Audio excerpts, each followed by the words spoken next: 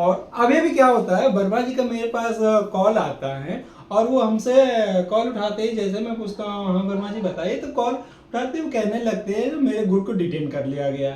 तो मैं उनसे पूछता हूँ भाई आपके गुड्स को क्यों डिटेन कर लिया गया, कहाँ पर डिटेन किया गया, अपना ई वे बिल और ई इनवॉइस भेजिए। वो ई वे बिल और ई इनवॉइस भेज देते हैं तो मैं देखता हूँ क्या हो, जो उनके ई वे बिल पे सब कुछ ठीक है और बस गलती क्या थी, गलती ये थी जो उनका जो डोर नंबर था, मान लीजिए D3 था, उन्होंने D33 किसी ने डाल दिया था और सब कुछ सेम था और एरिया की लोकेलिटी उन्होंने गलत डाल रखा था और सब कुछ सेम था। उनका माल पकड़ लिया और जीएसटी ऑफिसर उनसे कहते हैं आप इस माल को डिटेन कर दे, इस पर 200% टैक्स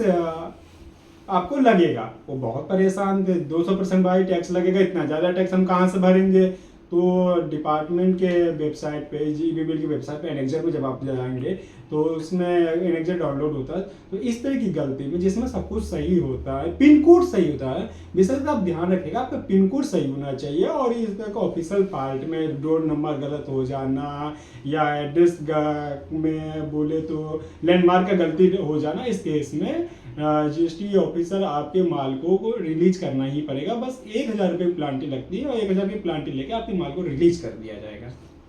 इस तरह से किसी भी क्वायरी के लिए जीएसटी नंबर अप्लाई कराने के लिए और ई वे बिल से रिलेटेड कोई क्वायरी हो आपका